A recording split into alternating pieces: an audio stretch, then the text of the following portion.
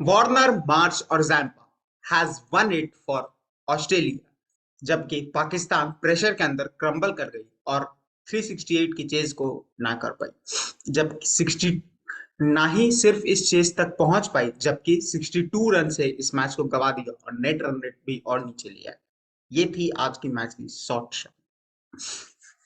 शुरुआत में जब इस मैच का हुआ स्टार्ट तो 368 का टारगेट हमने मिड इनिंग्स में भी डिस्कस किया था कि 368 का टारगेट ऑस्ट्रेलिया ने सेट किया है, जबकि जिसमें ऑस्ट्रेलिया की तरफ से मार्श और वार्नर ने धुआंधार शुरुआत देते हुए ऑस्ट्रेलिया को इस मुकाम तक पहुंचाया। वहीं शाहीन अफरीदी की गेंदबाजी के चलते ऑस्ट्रेलिया इससे ज्यादा रन नहीं बना पाए और 400 का जो लक्ष्य एक तरफ एक समय पे लग रहा था कि वो पूरा करेगी, वो 30 रन शॉर्ट रह गई because of Shaheen Afridi's 5 wicket hall.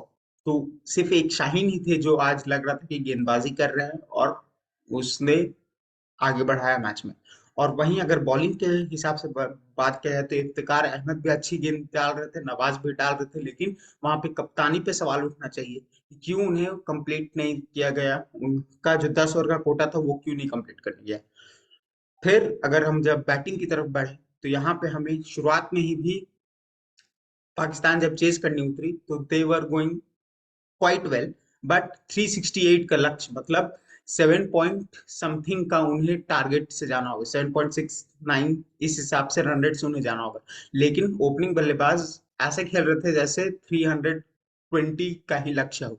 और सेट होने के बाद 70 दोनों आए ओपनर अब्दुल्ला शफीक और मामूल हक, दोनों सेट तो हो गए, रन भी बनाया अराउंड। अगर आप स्कोर को मैं शेयर करूं तो इस समय साफ दिख रहा है कि कहाँ पाकिस्तान मैच हारी है। आप नीचे वाले बल्लेबाजों को नहीं बोल सकते कि हमें कम कम रन दिख रहे हैं, लेकिन उससे आप नहीं बोल सकते मैच हम वहां गवाए, पाकिस्तान ने वहां गवाया। जबकि अब्दुल्ला शफीक और इमाम के रहते हुए हम एक तरह से पाकिस्तान ने एक तरह से मैच हार के गई है, क्योंकि आप स्कोर देखिए 368 चाहिए और यहाँ पे ओपनर 61 बॉल 64 बना रहे हैं और 71 बॉल 70।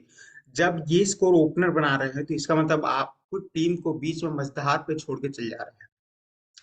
आप आए, आपने अपना स्कोर बनाया और टीम को बीच में ही मझधार में छोड़ दिया कि अब जाओ बाकी बल्लेबाजों, तुम्हारे पास ना तो समय है लेकिन हमें रन भी बनाना है।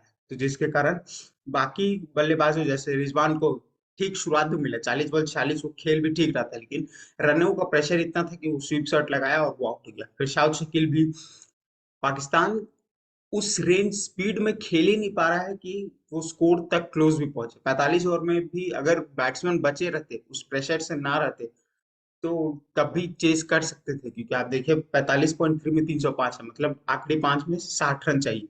तो अगर बैट्समैन बचे रहते, इफ्तिकार, नवाज, रिजवान ये सब बचे रहते, तब स्कोर बनाया जाता। और वो कब बचते, अगर टॉप ऑर्डर से और ज्यादा उन्हें सहायता मिलता, ना कि सिर्फ वो अपने रन देख के आउट ना होके बच बचे रहते और टीम को सपोर्ट करते रहते। यहीं पे पाकिस्तान आज फिर से बल्लेबाजी में वो मैच हार गई ना। अब्दुल्ला शफीक सेट होने के बाद आउट हो गए, इमामुल हक सेट होने के बाद आउट हो गए, बाबर आजम भी स्पिन के ऊपर फिर फंसे और एडम जैम्पा आउट करके चल गए उन्हें। रिजवान एक अच्छे खेल रहे थे, फिर साउथ शकील एक आध अच्छी हिट लगाई, लेकिन फिर से पैट कमिंस पे आउट हो गए। इफ्तिकार अहमद ये टीम के एक बहुत ही इंपॉर्टेंट प्लेयर थे और अच्छे छक्के भी लगा रहे थे, लेकिन एक रॉन्ग वन को पिक ना कर पाए और एडम जानपा को विकेट देके चले गए। और फिर उसके बाद तो आपके सामने स्कोर है ही, जो पाकिस्तान को 62 रनों से ऑस्ट्रेलिया ने आज फिर से धूल चटा दी इस मैच में। ये थी अगर हम मैच की बैट्समैन की, पाकिस्तान की बैटिंग की रिव्यू करें तो। वहीं बॉलिंग में ऑस्ट्रेलिया उतना ऊपर नहीं थी, लेकिन फिर भी discipline bowling from few players such as Josh Hazlewood. 10 over में सिर्फ 37 रन, 1 विकेट, 368 का टारगेट, उसमें 37 रन आप सिर्फ दे रहे हो, तो सोचिए कितना अच्छा बॉल गेंदबाजी किया जॉस हेजलवुड ने। Adam Zampa 10 over 53 run, 4 wicket. Adam Zampa पहला 2 मैच में इतना मार खाया कि सबको लग रहा था कि एडम जानपा खत्म है, ऑस्ट्रेलिया की बॉलिंग लाइनअप कमजोर। लेकिन वापस एडम जानपा पिछले मैच और इस मैच में वापसी किया और 10 ओवर में 53 रन देके 4 विकेट। ये होता है कि एक्सपीरियंस गेंदबाज जब अपने लय में आ जाता है तो किस तरह से सामने वाली टीम को फंसा सकता है। फिर मार्कस स्टोइनिस को आप 40 रन देख रहे हैं, लेकिन दो एकदम क्रूशियल सफलता दोनों ओपनर्स का, जिसमें मार्कस स्टोइनिस ने वापस लेके आ गया ऑस्ट्रेलिया को। बिकॉज एक स्टेज पे पाकिस्तान अच्छा रन रेट पर चल रहा था, 30 ओवर में 200 रन पे था, जिस जिसमें ओपनर्स आउट हो गए थे और बाबर आजम भी शायद आउट हो गए थे। तो इस फेज के बाद 15 ओवर में सिर्फ 105 रन बना and they lost complete wicket, ये थी फेज। लेकिन उससे पहले जब ओपनर्स ठीक ठाक रन रेट से चल रहे थे, तब उसमें मार्कस स्टोइनिस ने 20 ओवर के बाद आके गेम बदला और दोनों ओपनर्स को आउट किया। ये थी ऑस्ट्रेलियन टीम की परफॉर्मेंस, जहां पे जब उनका पीठ झुका हुआ हो तब भी वो लड़ते रहे और आगे आके एक पंच बैक किया and they start winning from that. यहाँ पे आपको ऑस्ट्रेलिया का तारीफ भी करना चाहिए कि वो लगे रहे, भले रन लीक हो रहा था, वो रन दे रहे थे, उनको पता था कि मेरे पास स्कोर बोर्ड है, लेकिन तब भी वो फील्ड में लगे रहे, बॉलिंग पे ध्यान देते रहे।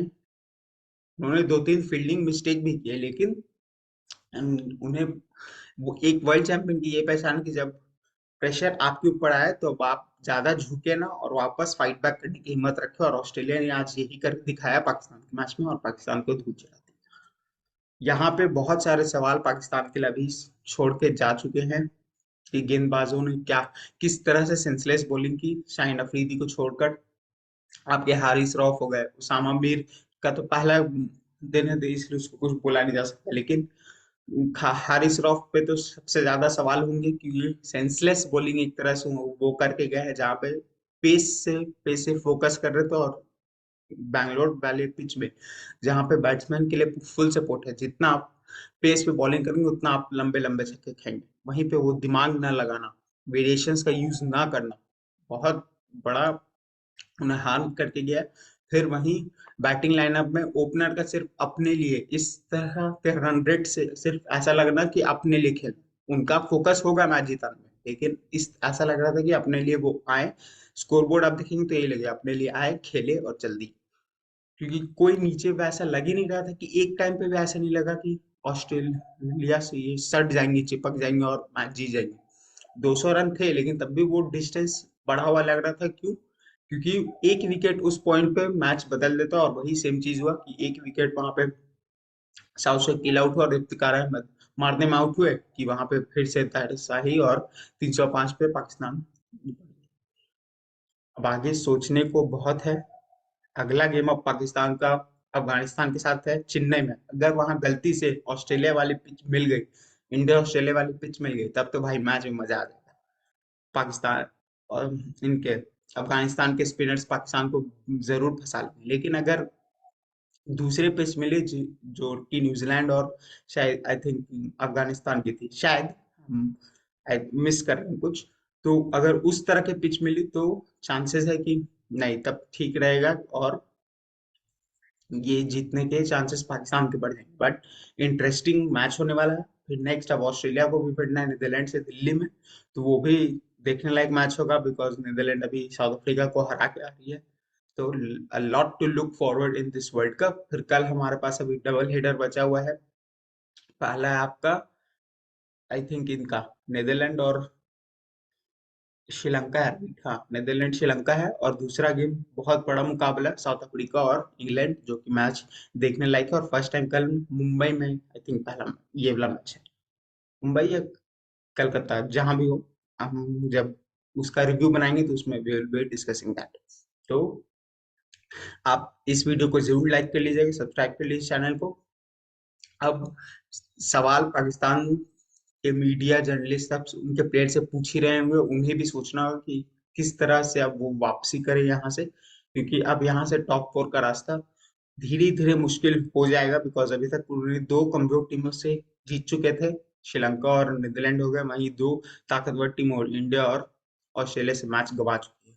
तब अब आगे उनका रास्ता मुश्किल होगा, इसलिए नेक्स्ट दो मैचेस पाकिस्तान के लिए बहुत ज्यादा इंपॉर्टेंट है, अफगानिस्तान के साथ चेन्नई में, उसके बाद साउथ अफ्रीका वाला। तो ये दो इंपॉर्टेंट, अब देखते हैं कि किस तरह से बाबर एंड कंपनी इंडिया में आगे परफॉर्म करती है, और बाकी के मैचेस देखते हैं। हमारे लिए तो अभी इंडिया का मैच है ही न्यूजीलैंड से संडे को, तो उसका एक अपडेट दे देते। हार्दिक पांड्या रहेंगे नहीं उस मैच में, तो किस तरह कॉम्बिनेशन खिलाती है, क्या करती है, वो भी हम लोग कल के रिव्यू में डिस्कस करेंगे। जुड़े रहिए इस चैनल से, लाइक कर दीजिए इस वीडियो को, सब्सक्राइब कर लीजिए इस चैनल को, and I will see in the next video. Till then keep enjoying the world cup, cricket को एंजॉय करते रहिए, खुद खेलिए, दूसरों को भी खिलाइए। फिर अभी दुर्गा पूजा चल रहा है, तो घूमिए, मस्ती कीजिए, and I will see in the next video. Thank you.